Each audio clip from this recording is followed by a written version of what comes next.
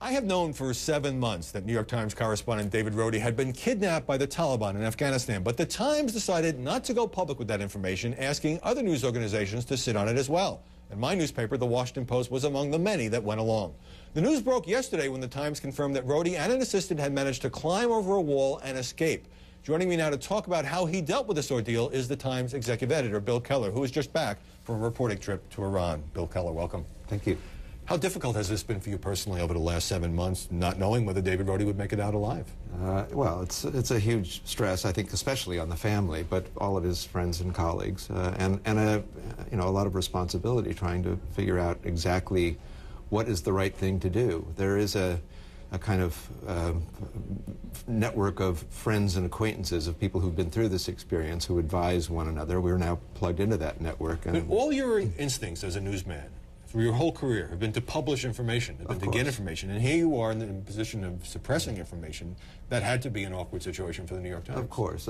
It was an agonizing decision that we revisited over and over again, but I also have a responsibility for the people who work for me. I mean, I send a lot of people out into dangerous places, and their security is also part of my job. And David Rhode, who actually was kidnapped once before in Bosnia in 1995, seems to have a propensity to go to dangerous places. Was his family comfortable with this approach of keeping it quiet?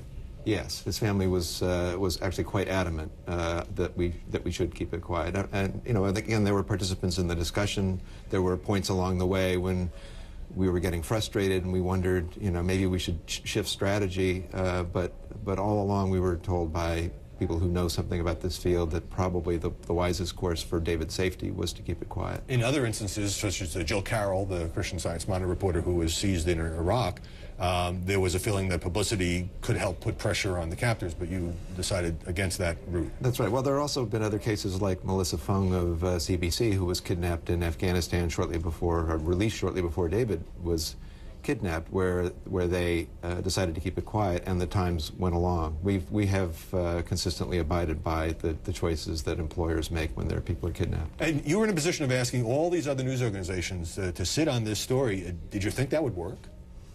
I had my doubts at points along the way, particularly when Pulitzer Day came, and everybody knew David was part of our team in Afghanistan and Pakistan last year that won the Pulitzer this year. I thought it might leak out then, but in fact, people were amazingly understanding. I think a lot of them could imagine themselves in the same position. What about the bloggers? I occasionally saw a blog post referring to the fact that David Rhode had been captured by the Taliban, and I said to myself, okay, this is going to lead someone else to pick it up, and it's going to hit television or the newspapers, but that didn't happen. I had the same worry. We tracked the blogs pretty closely, but the ones that ultimately put things up either agreed to take them down, or else they were so obscure and peripheral that they didn't really get critical mass.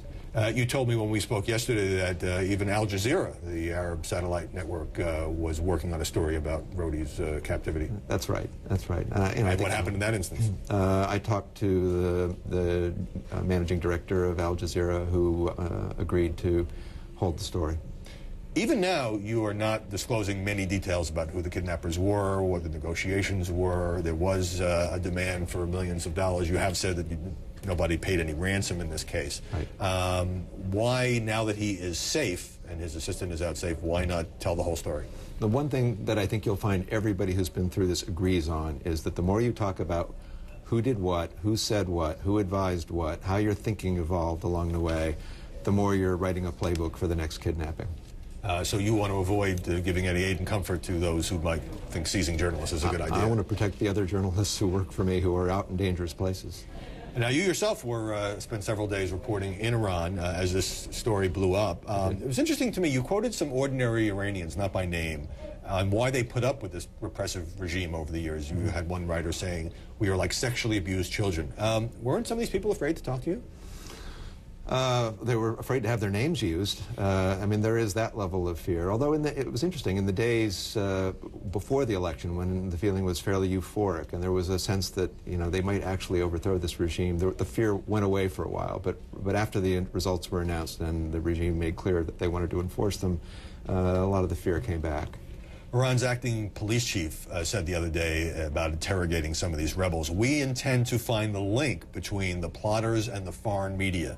and that he would not be held responsible for anything that happened to reporters who were covering this resistance. It sounds like a threat to me. It sounds like a threat to me, too. And since then, the threats have only become more explicit. It's a dangerous place to work now. So many journalists have been essentially kicked out because their visas have not been extended. But in this morning's New York Times, columnist Roger Cohen has quite a colorful piece about being part of these demonstrations.